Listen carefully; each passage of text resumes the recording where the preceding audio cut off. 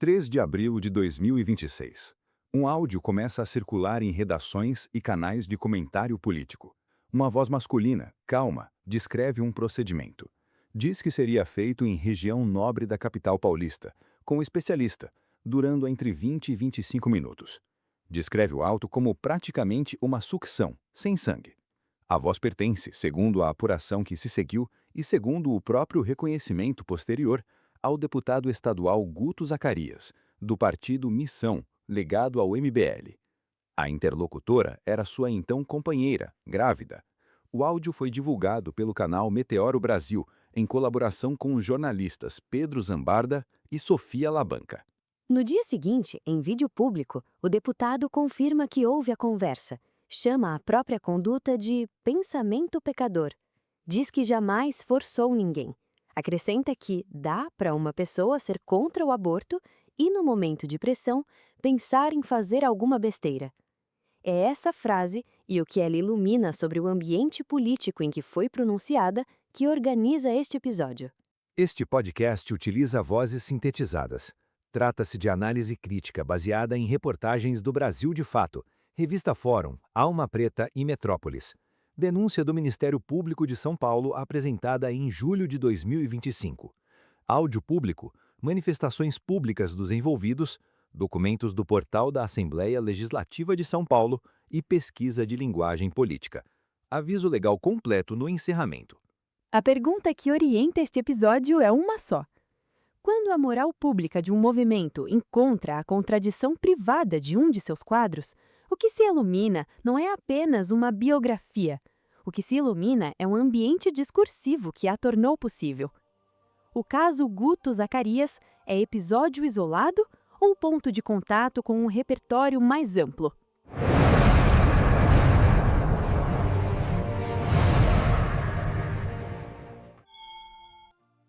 Há um cuidado obrigatório antes de qualquer leitura interpretativa. O caso envolve denúncia formal, ação penal em curso e processo sob sigilo. Denúncia não é condenação. Áudio admitido em parte pelo próprio deputado não substitui o devido processo legal. O judiciário decidirá sobre a procedência da imputação. Esta análise trabalha exclusivamente com material público e verificável. Há um segundo cuidado, e ele vem da literatura especializada em análise de declarações. Existe uma distinção que organiza qualquer método sério nesse campo. Uma coisa é corroborar veracidade, outra é detectar mentira. São operações diferentes. A primeira procura indícios de que uma narrativa corresponde a uma experiência real. A segunda procura indícios de fabricação deliberada. Elas não são simétricas. Um baixo índice de corroboração não equivale à prova de engano. E é exatamente essa distinção que estrutura o nosso método aqui. Traduzindo, não vamos tratar este caso como uma operação binária de verdadeiro ou falso. Vamos examinar o que o discurso público ilumina, o que os documentos sugerem e o que o vocabulário ambiente torna recorrente, sem transformar correlação discursiva em sentença criminal. E há um cuidado adicional que a Lei Maria da Penha torna explícito. Em casos de violência doméstica, a continuidade da ação penal não depende exclusivamente da vítima. Trata-se de ação penal pública incondicionada, conforme entendimento consolidado do Superior Tribunal de Justiça. Isso importa porque o caso envolve uma manifestação pública conjunta posterior, em que a ex-companheira diz que não foi forçada e que se arrependeu do boletim de ocorrência. Esse dado precisa entrar na análise, e precisa entrar com o contexto que vem com ele. O contexto é o seguinte: décadas de literatura especializada em violência doméstica registram o fenômeno do recuo de vítimas após denúncia inicial, pressão familiar, dependência emocional, dependência financeira, vínculo afetivo persistente, exposição pública e medo aparecem como fatores recorrentes. Isso não significa que toda retratação seja produto desses fatores. Significa que retratação posterior, isoladamente, não basta como prova de inexistência da violência relatada. Essa é a régua deste episódio. Nenhuma frase aqui declara culpa criminal. Nenhuma frase aqui declara inocência. O processo é do judiciário. O que cabe à crítica pública é examinar discurso, coerência e ambiente político. E é nesse plano que o caso interessa. A análise também não opera por presunção de homogeneidade. O movimento examinado tem rachas conhecidos, divergências internas e trajetórias distintas entre seus quadros. Nenhum padrão discursivo identificado é atribuído indistintamente a todos os seus integrantes. O que se examina é repertório, frequência e ambiente. Crítica ao feminismo como debate público é legítima. Discordar de leis, de políticas, de campanhas e de slogans está dentro do campo democrático. O ponto deste episódio começa onde a crítica argumentativa termina e onde começa o vocabulário de suspeita permanente contra a autonomia feminina. A passagem é o problema, não a discordância em si. Há ainda um princípio metodológico que rege esta produção. A régua aplicada aqui é simétrica. Um movimento que constrói parte de sua identidade pública sobre cobrança de coerência alheia aceita, na prática, escrutínio recíproco. Isso não é perseguição. É consequência lógica de uma identidade pública construída sobre a denúncia da hipocrisia. Incorporamos também o que a literatura de jornalismo investigativo chama de verificação como ritual estratégico. Fazer verificação visível é dizer, nós operamos com método. Pesquisas com fact-checkers profissionais identificam 3 princípios que organizam essa identidade: não partidarismo, transparência metodológica e foco em verificabilidade. São esses 3 princípios que este episódio tenta honrar. Eles não são ornamentos retóricos, são a estrutura da análise. E uma última nota antes de avançar. Este bloco não oferece parágrafos sobre méritos genéricos do movimento analisado. O que cumpre função analítica neste momento é o que já fizemos: registrar limites, cautelas e regras de leitura. Isso é honestidade metodológica. A pesquisa de fundo deste episódio examina transmissões públicas e materiais de canais associados ao ecossistema do MBL ao longo do período recente. As ocorrências aqui descritas referem-se ao corpus levantado pela produção. É importante sinalizar desde já que a leitura proposta é indiciária e baseada em frequência e contexto observados. As transcrições integrais estão em processo de conferência final, e qualquer ajuste verificado será incorporado em retificação pública. Dito isso, o que se observa é o seguinte: termos como longhouse, red pill, manosfera, macho alfa, fêmea submissa, feminista, aborto e menções a figuras públicas femininas reaparecem em contextos diferentes ao longo de transmissões longas. Isso sugere que gênero, masculinidade e o que se costuma chamar de guerra cultural não ocupam posição marginal nesses programas. Vale tradução para quem não acompanha o repertório. Red Pill é a metáfora retirada de um filme dos anos 1990, apropriada por subculturas digitais para sustentar a ideia de que existiria uma verdade oculta sobre relações entre homens e mulheres, supostamente revelada apenas a quem tomasse a pílula. Em muitos ambientes, esse repertório se mistura à hierarquia de gênero, ressentimento sexual e teorias sobre manipulação feminina. Aqui eu quero entrar com uma objeção, e ela é minha mesmo. Nem todo o uso desses termos é adesão doutrinária. Às vezes é ironia, às vezes é referência cultural, às vezes é provocação calculada para gerar engajamento. E essa defesa precisa ser levada a sério antes da crítica avançar.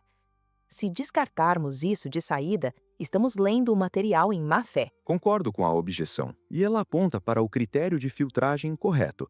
O problema analítico não está no uso isolado, está na repetição com direção única. Quando a ironia sempre escolhe o mesmo alvo, quando a provocação sempre desce no mesmo grupo, quando um meme sempre rebaixa a mesma categoria, a defesa pela ironia perde força. Ironia repetida é tese. A piada que sempre escolhe a mesma direção educa a audiência sobre quem pode ser ridicularizado. Aceito o critério. Repetição com direção é diferente de uso pontual. A próxima pergunta é se o material levantado sustenta a alegação de repetição com direção. Sustenta? Sustenta no nível interpretativo, com a cautela que vou expor. Longhouse, por exemplo. Em círculos da direita digital, a expressão funciona como metáfora para uma sociedade supostamente dominada por valores femininos, terapêuticos ou progressistas.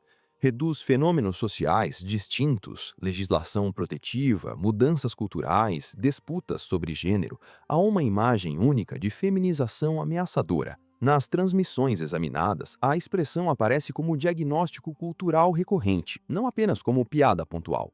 É mobilizada para descrever o que os apresentadores leem como avanço de um adversário civilizacional. Títulos de transmissões sugerindo que estaria proibido ser homem operam na mesma direção, dramatizam, transformam mudanças de sensibilidade social em perseguição à masculinidade. Isso não é descrição neutra de uma proposta legislativa. É moldura. E a moldura tem força porque conversa com um sentimento real de parte do público. Sensação de perda de espaço, insegurança sobre códigos de comportamento, confusão diante de transformações culturais aceleradas. A crítica honesta precisa admitir que esse sentimento existe e tem causas materiais. A pergunta não é sobre a existência do sentimento, é sobre o que o discurso faz com ele. E o que o discurso faz, no padrão observado, é absorver. Tensões internas reais do campo progressista, entre correntes feministas, entre feminismo e transativismo, são lidas como oportunidade estratégica e como confirmação prévia. O conflito existia antes. A operação retórica é encaixá-lo em moldura pronta. A realidade vira legenda de meme. Há um ponto sensível que precisa ser tratado com precisão. Em ao menos uma transmissão pública identificada na pesquisa, o programa comenta uma reportagem sobre o caso de feminicídio e a matéria menciona termos como macho alfa e fêmea submissa. Em seguida, um dos participantes reage afirmando que se tratavam de verdades, em meio a risadas. Vamos com cuidado aqui. A defesa mais forte diria que era humor ácido, exagero, ironia performática típica de transmissão longa, e que a frase não pode ser destacada do tom geral. Essa defesa tem peso. Em transmissões de várias horas, falas escapam. Nem toda a frase é tese. Tem peso, mas não resolve, porque o contexto da fala é leitura de matéria sobre um caso extremo de violência. O efeito público da reação, mesmo que a intenção fosse provocar, é validar publicamente termos que rebaixam mulheres à posição hierárquica. O humor não fica fora do mundo. Quando a piada sempre escolhe a mesma direção, ela funciona como verniz. Fina o bastante para parecer brincadeira, útil o bastante para carregar visão de mundo. A crítica proporcional, então, é esta.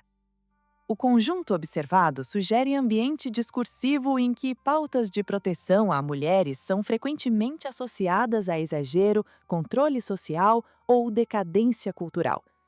O material disponível não autoriza a afirmar intenção subjetiva única, autoriza a examinar efeito recorrente. E essa leitura permanece indiciária, o que significa que está aberta à contestação com evidência contrária. Um dos desafios analíticos do material está no estilo. Comentário político, humor, deboche, provocação e análise se misturam. A mistura cria agilidade e vínculo com a audiência. Também dificulta a responsabilização, porque qualquer frase pode ser depois enquadrada como piada, exagero ou performance. Esse mecanismo não é exclusivo do MBL. A internet política inteira aprendeu a usá-lo. O apresentador joga a granada, espera a reação e depois decide se aquilo era tese ou piada. Dependendo da repercussão, a frase troca de roupa no camarim. A literatura sobre comunicação digital tem um nome técnico para isso: negabilidade plausível. É um recurso embutido no próprio formato. O que ele faz é permitir que um enunciado trafegue entre os dois registros conforme a conveniência. Agora, a literatura de detecção de engano documenta um fenômeno adicional relevante para o que estamos examinando: o distanciamento psicológico. Em situações de alto risco, pessoas que buscam enganar tendem a usar mais pronomes de terceira pessoa, mais termos vagos como alguém ou qualquer um, e mais palavras que minimizam a própria agência. Expressões como só ou apenas, que funcionam como redutores de responsabilidade. Não é só sobre o que se diz, é sobre como se posiciona o sujeito em relação ao que está sendo dito. Aqui nós temos 3 camadas sobrepostas. Primeira, humor que pode ser reenquadrado como piada. Segunda, Distanciamento psicológico expresso em escolhas pronominais e vocabulares. Terceira, repetição temática que constrói pedagogia. As 3 camadas não são aleatórias, elas se reforçam mutuamente. Nas transmissões examinadas, aparecem críticas ao feminismo, a leis de proteção, a parlamentares específicas e à categoria de feminicídio como ferramenta política. A análise não trata cada frase como doutrina formal. O ponto é a recorrência do enquadramento. Quando a mesma direção aparece muitas vezes, o humor não deixa de ser acidente. Compõe pedagogia.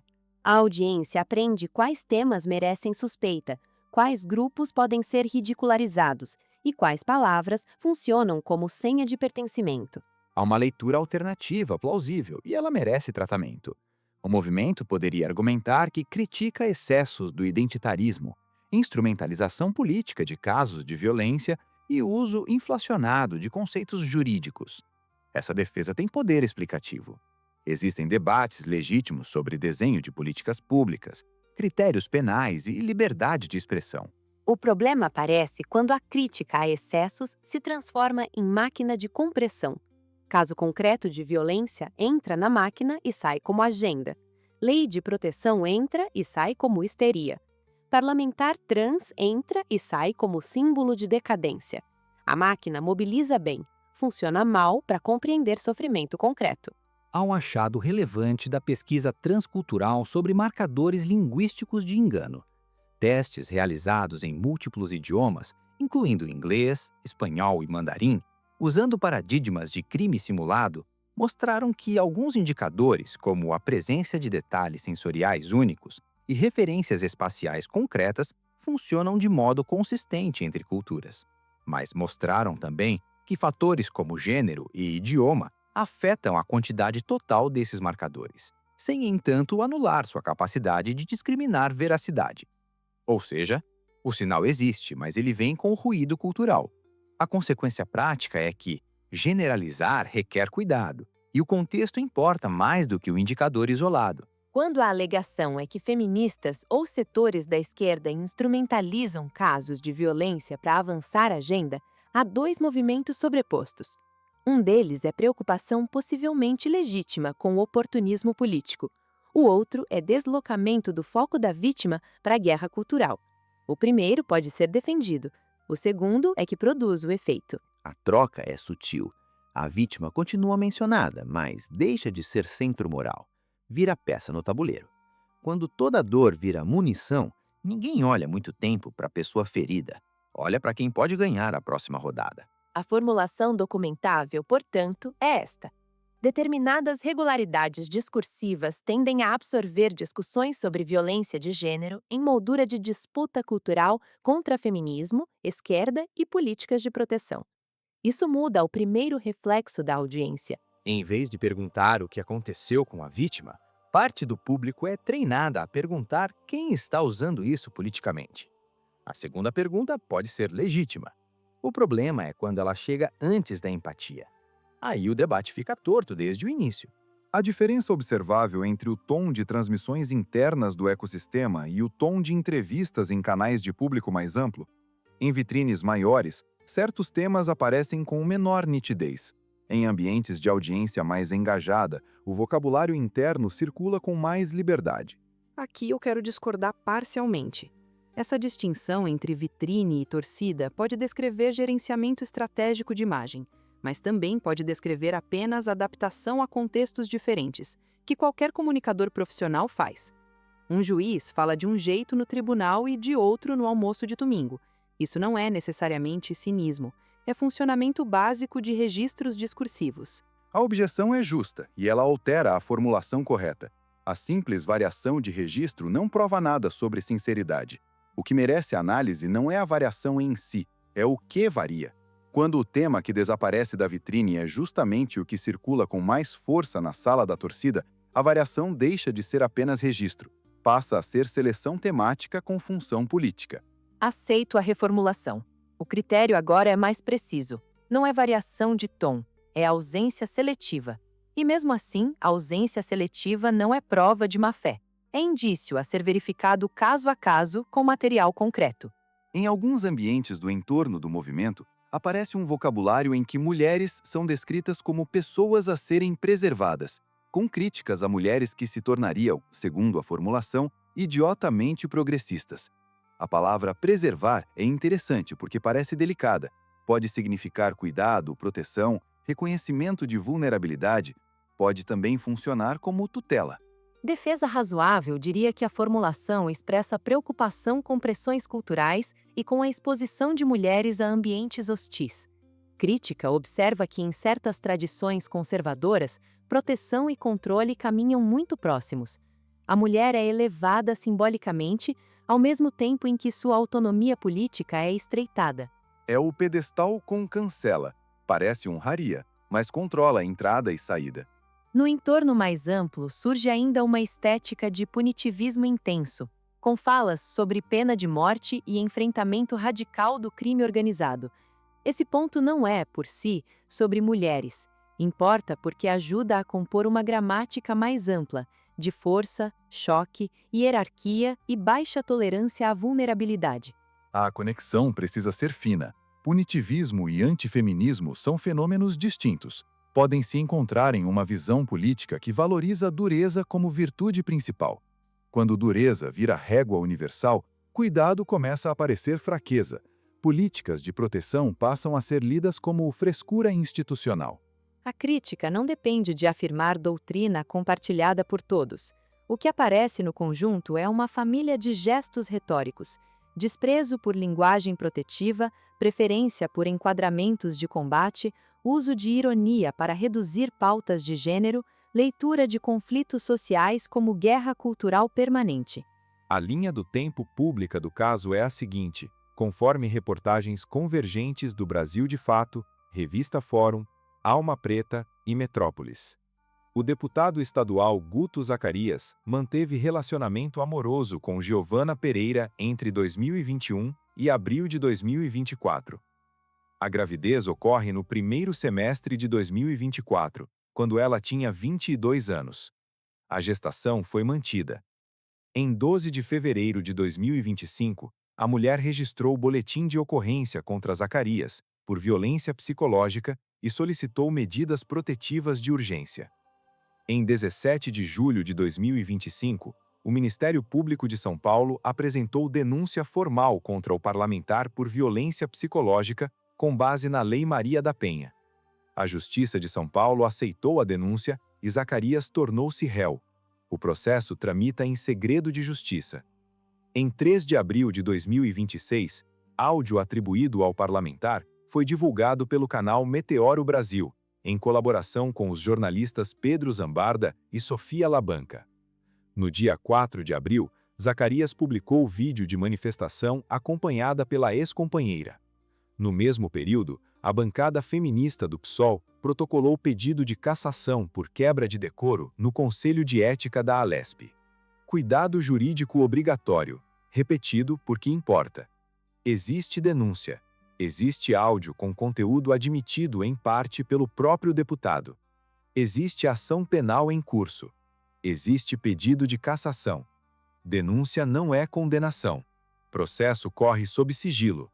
Esta análise trabalha exclusivamente com fontes públicas verificáveis. Vamos ao conteúdo da denúncia. O Brasil de Fato, que teve acesso aos autos e ao boletim de ocorrência, reporta que o Ministério Público afirma que Zacarias teria tentado controlar as ações da jovem por meio de manipulação, chantagem emocional e constrangimentos reiterados, inclusive durante o estado gestacional da vítima. Nas palavras textuais extraídas da denúncia e reproduzidas pelo veículo, a violência psicológica praticada por Augusto foi constante e devastadora. O documento descreve que a vítima sofreu com episódios de pânico, insônia, sensação de perseguição e medo constante de que o denunciado pudesse invadir sua residência para forçá-la a interromper a gestação. A denúncia ainda aponta abandono financeiro durante a gestação, sem apoio à vítima e ao bebê, que nasceu no início do ano passado. Em depoimento à polícia, a vítima relatou que durante toda a gestação houve essas conversas dele tentando me convencer a não ter o bebê, a interromper a gravidez.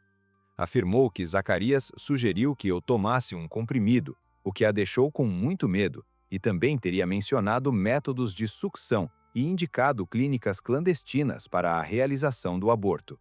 O áudio divulgado pelo Meteoro Brasil adiciona materialidade a esses relatos. Na gravação, a voz identificada como sendo a do deputado descreve um procedimento como praticamente uma sucção.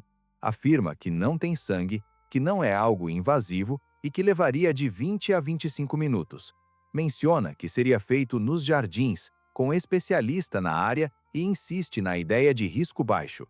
Em outro trecho, a fala sustenta que não haveria motivo para não realizar o método naquele momento.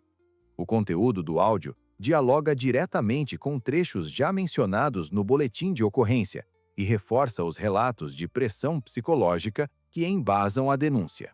Essas frases são politicamente carregadas porque deslocam o aborto do campo moral absoluto para o campo logístico. O procedimento aparece como serviço caro, localizado, tecnicamente acessível. O vocabulário é de solução privada. Cria tensão direta com discursos públicos que tratam o aborto como tema moral inegociável. No vídeo de 4 de abril, Zacarias confirmou a existência da conversa. Disse: "Nós discutimos sim a hipótese absurda de interromper a gravidez." Descreveu a própria conduta como pensamento pecador. Afirmou que nunca forcei a Giovana a nada. Ofereceu uma formulação que condensa a contradição entre discurso público e conduta privada. Dá para uma pessoa ser contra o aborto e, num momento de pressão, pensar em fazer alguma besteira. A defesa, conforme o material público, organiza 3 ideias. Houve discussão, houve arrependimento, não houve coação. Essa defesa precisa entrar na análise. Se o ponto fosse apenas que ele pensou em algo contrário ao discurso público, estaríamos no campo da incoerência moral e a discussão seria outra. A denúncia do Ministério Público eleva a gravidade jurídica e exige cautela proporcional na linguagem. Agora, eu quero aplicar uma lente que vem diretamente da literatura especializada. Existe um conjunto de estudos que analisou casos reais de alto risco, pessoas que fizeram apelos públicos pelo retorno de familiares desaparecidos, sendo que metade delas era culpada pelo desaparecimento. Usando ferramentas de análise linguística computacional, os pesquisadores identificaram 3 marcadores que apareciam significativamente mais em apelos falsos do que em genuínos: uso da palavra eles, uso de pronomes indefinidos singulares como alguém e qualquer um, e uso de palavras como só e apenas, que funcionam como exclusivizadores, termos que reduzem o escopo da ação atribuída ao falante. Em contraste, apelos genuínos tinham mais a palavra nós e mais marcadores temporais concretos, como dias e semanas. Não é um modelo importado mecanicamente para o nosso caso, mas é uma provocação com lastro. A pergunta que essa literatura autoriza é: quando uma figura pública conservadora discute a interrupção de uma gravidez, que tipo de linguagem emerge? A linguagem da responsabilidade pessoal ou a linguagem da logística terceirizada? Nos jardins, com especialista, 20 minutos, sem sangue. Aqui aparece o ponto mais sensível do caso. Junto com o vídeo do deputado, a ex-companheira também aparece em manifestação pública. Afirma que nunca foi forçada. Diz ter se arrependido do boletim de ocorrência. Alega ter sido mal instruída por um advogado, com quem hoje já não atua. Diz ter pedido o arquivamento. Esse dado precisa ser apresentado e contextualizado. 3 pontos. Primeiro, nos casos enquadrados na Lei Maria da Penha relativos à violência doméstica, a continuidade da ação penal não depende exclusivamente da vítima. Quem decide o procedimento é o Ministério Público. Segundo ponto. Décadas de literatura especializada registram o fenômeno do recuo de vítimas após denúncia inicial. Pressão familiar, dependência emocional, dependência financeira, vínculo afetivo persistente, exposição pública e medo aparecem como fatores recorrentes. Isso não significa que toda retratação seja produto desses fatores. Significa que retratação isolada não basta como prova de inexistência da violência originalmente relatada. Terceiro ponto. É preciso distinguir 2 planos. Há o plano do processo, que segue por iniciativa do Ministério Público, com seus próprios critérios técnicos e probatórios. E há o plano da comunicação política, em que a manifestação conjunta posterior funciona em calendário pré-eleitoral como gestão de crise de imagem. Os dois planos podem coexistir. O segundo não encerra o primeiro. A pesquisa com fact-checkers profissionais mostra que jornalistas que trabalham com verificação de fatos estabelecem uma fronteira clara entre o seu trabalho e o ativismo. Citar um fact-check produzido por uma organização partidária, por exemplo, é considerado inaceitável pela maioria dos profissionais. O que sustenta essa fronteira é a transparência metodológica e o compromisso com o não partidarismo. A pergunta que fica para o ecossistema examinado é se ele aplica a si mesmo o mesmo rigor que cobra dos outros. Há ainda dados contextuais que merecem registro. Zacarias era vice-líder do governador Tarcísio de Freitas na Alesp e presidiu a frente parlamentar em apoio à privatização da Sabesp. É pré-candidato a deputado federal pelo Missão nas eleições de 2026. E um dado biográfico que adiciona uma ironia histórica ao quadro. Zacarias é bisneto de José Benedito Correia Leite, jornalista e intelectual negro que fundou a Frente Negra Brasileira em 1931, uma das mais importantes organizações antirracistas da história do país. O caso também gerou mobilização da sociedade civil. Segundo a cobertura da imprensa, mais de 1.000 eleitores enviaram e-mails à Alesp nos dias seguintes à divulgação do áudio pedindo a cassação do mandato. A bancada feminista do PSOL protocolou representação formal por quebra de decoro. Conforme o portal da Assembleia Legislativa, o processo RGL número 11.524/2026, de autoria da deputada Paula, da bancada feminista, é o único registro de representação formal contra o deputado Guto Zacarias no Conselho de Ética e Decoro Parlamentar até o momento. A deputada Paula Nunes, co-deputada da bancada feminista, declarou que as informações que constam no boletim de ocorrência e no processo em que o deputado Guto Zacarias é réu são muito graves, e que isso já é o suficiente para apresentarmos um pedido de cassação. A cena, portanto, é complexa. De um lado, denúncia ministerial, áudio com conteúdo admitido em parte, ação penal em curso e pedido de cassação na Alesp. De outro, manifestação posterior conjunta, tentando enquadrar o episódio como erro pessoal já superado. A análise crítica não precisa resolver o processo. Precisa não fingir que sabe o que apenas os autos completos podem mostrar, e ao mesmo tempo não fingir que a manifestação conjunta encerra o que o sistema de justiça tem que examinar. A formulação proporcional, então, é esta. O caso indica a tensão relevante entre discurso público conservador e solução privada apresentada no áudio divulgado. Sugere também, conforme a denúncia ministerial e o reconhecimento parcial do próprio deputado, possível contexto de pressão psicológica, matéria que cabe ao judiciário examinar. Para o nosso tema específico, o caso funciona como ponto de teste do ecossistema discursivo. Quando a gravidez envolve a trajetória de um dirigente, o aborto deixa de aparecer apenas como pauta moral abstrata e surge como hipótese prática. Moral pública, conveniência privada, linguagem de proteção às mulheres, repertório antifeminista, todos passam a ocupar o mesmo quadro. Objeção previsível. O programa estaria usando o caso pessoal para atacar movimento inteiro. Resposta precisa. A análise não usa o caso como prova totalizante. Examina-o porque envolve figura pública, denúncia ministerial, ação penal em curso, discurso político sobre mulheres e vínculos com o ecossistema de comunicação. O movimento entra na análise quando seu vocabulário recorrente ajuda a compreender o ambiente em que essas tensões circulam. Outra objeção. Todo mundo tem contradições. Verdadeiro, e não é trivial. A questão política nasce quando a contradição envolve poder, assimetria, discurso moral público e uma pessoa em condição de vulnerabilidade. A régua fica mais exigente porque o dano potencial cresce. O ecossistema do movimento opera com infraestrutura de conteúdo, formação e monetização, revistas próprias, clubes de assinatura, cursos de formação política.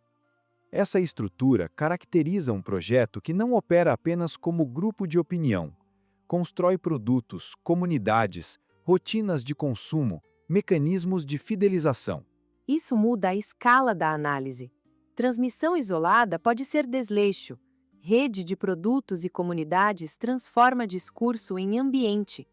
A audiência não assiste a uma opinião, entra em circuito, tem vocabulário próprio, inimigos recorrentes, piadas internas, recompensas de pertencimento. Há um paralelo que ilumina esse ponto. Pesquisas recentes com jornalistas investigativos documentaram um fenômeno chamado sobrecarga de informação. Diante de um ecossistema digital saturado de desinformação, perfis falsos e opinião travestida de notícia, esses profissionais reforçaram sua dedicação a métodos presenciais de verificação, encontrar fontes pessoalmente, cruzar depoimentos, observar comportamento. A lógica é simples. Quando o ambiente digital perde confiabilidade, o profissional volta ao método que exige presença. A pergunta que isso coloca para nós é: o que acontece quando um ecossistema político constrói sua audiência majoritariamente no ambiente digital, com ironia, provocação e vocabulário de combate, e um caso concreto exige o tipo de apuração que só se faz com documentos, com escuta, com tempo? Quando termos como Long House, Red Pill, feminista, aborto e nomes de figuras públicas femininas circulam dentro desse circuito, não funcionam como palavras soltas. Participam de economia de atenção. Repetição gera familiaridade. Familiaridade reduz resistência. Com o tempo, certas premissas passam a parecer senso comum do grupo.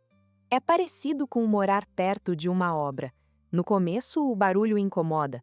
Depois de algum tempo, você só percebe quando ele para. Repetição cria a paisagem sonora.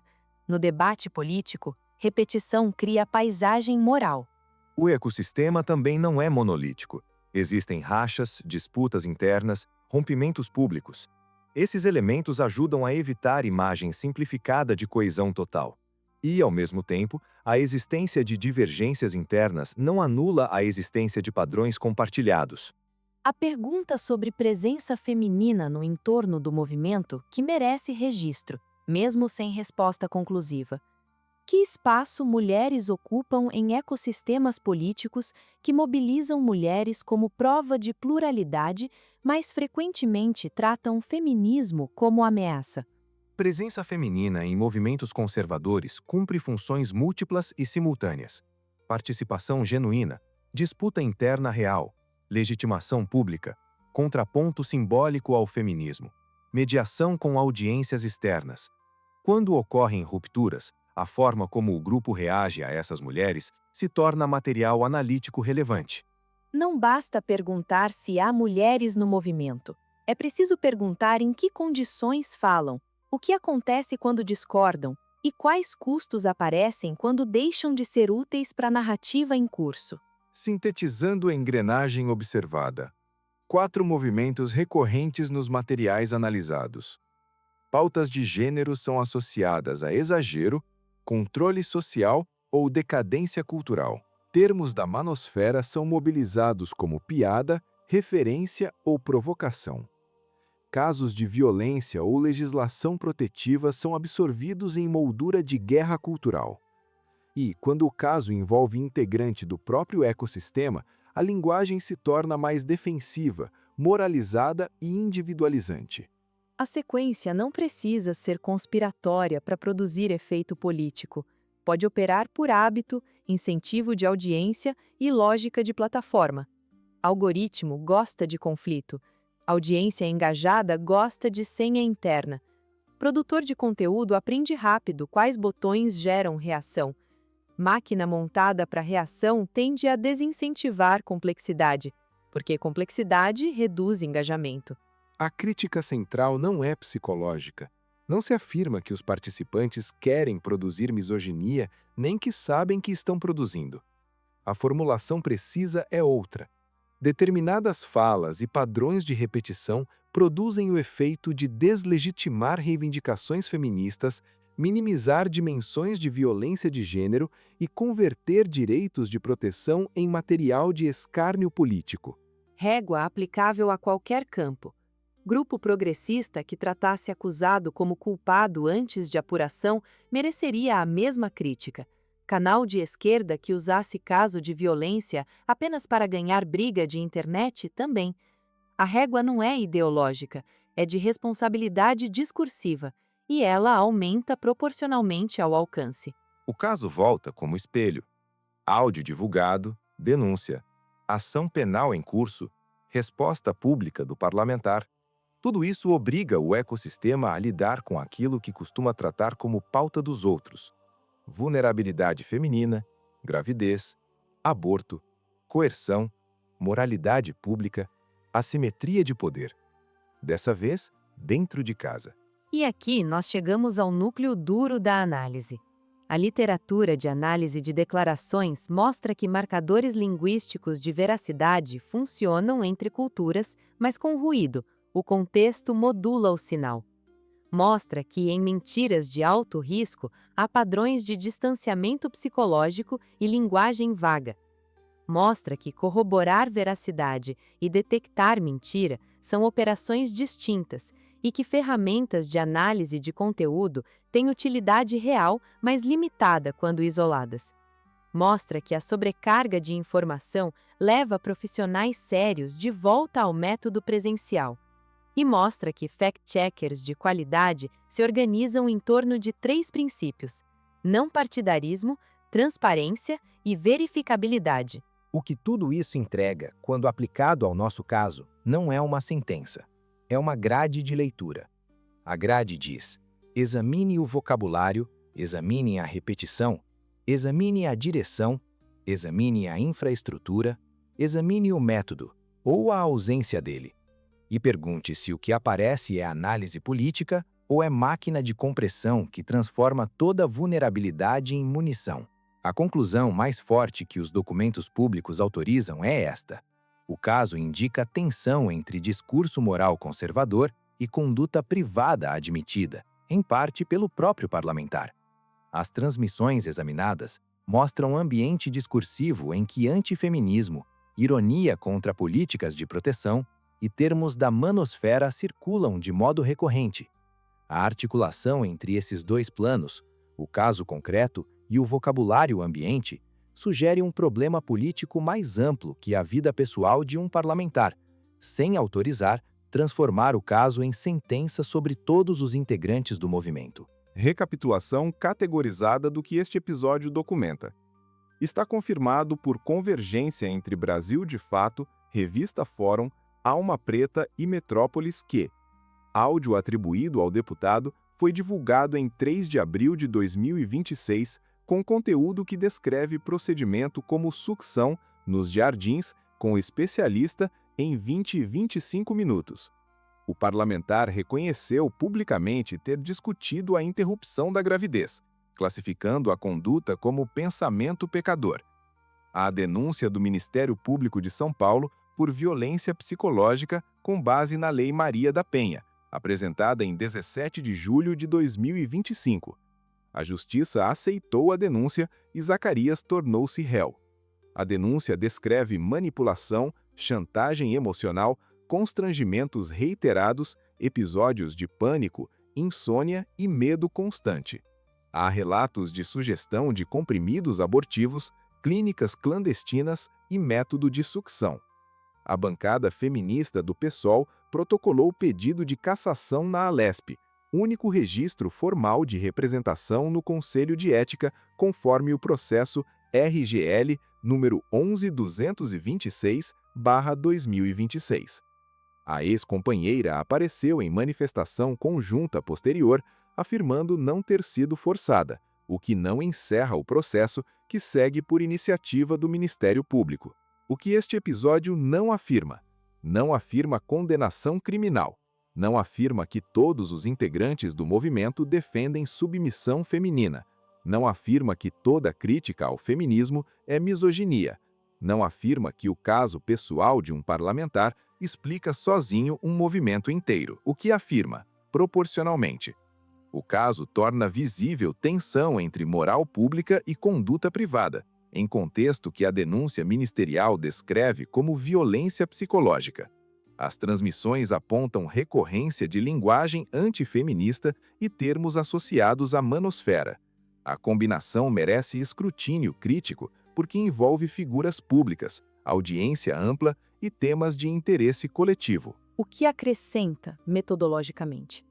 A literatura de análise de declarações mostra que a qualidade de um ecossistema discursivo não se mede pela intensidade das convicções que ele professa.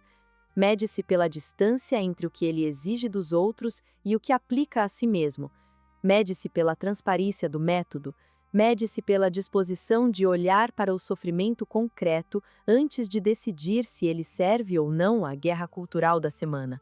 E aqui a pergunta final. Quando um movimento político constrói parte de seu apelo sobre a denúncia da hipocrisia alheia, e um de seus quadros é apanhado em situação que a denúncia ministerial descreve como pressão psicológica, o teste analítico relevante não é se o ecossistema vai defender o quadro. Quase todos defendem. O teste é outro.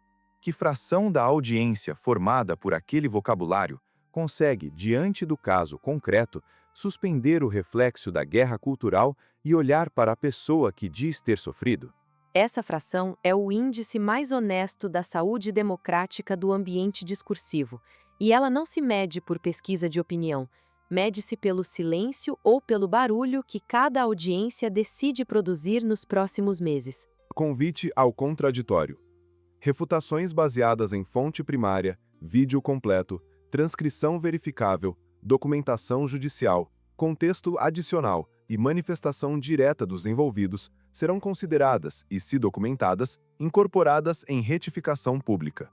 Ataques pessoais, alegações genéricas e slogans de torcida não corrigem fato. Erros factuais demonstrados serão corrigidos com o mesmo destaque.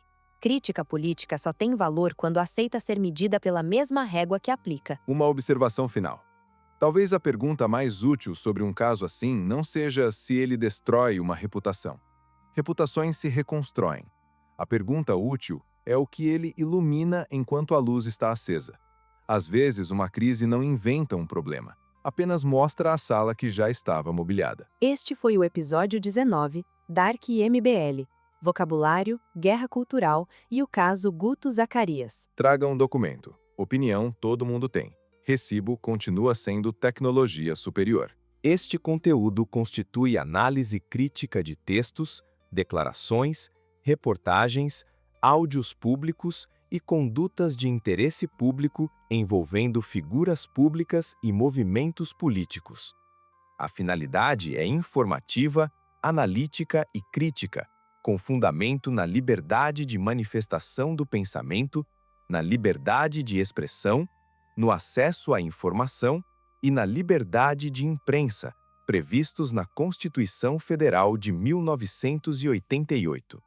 Citações e referências são utilizadas para fins de estudo, crítica e debate público, nos termos do artigo 46, inciso 3º da Lei 9.610, de 1998. A crítica desfavorável se dirige a ideias, discursos, documentos, reportagens e condutas públicas, nos termos do direito de crítica reconhecido pelo ordenamento jurídico brasileiro. Nenhuma menção à denúncia, investigação ou recebimento de denúncia equivale à afirmação de culpa. O programa assegura direito de resposta e compromisso de correção pública caso o erro factual seja demonstrado por documentação verificável. Este episódio utiliza vozes sintetizadas.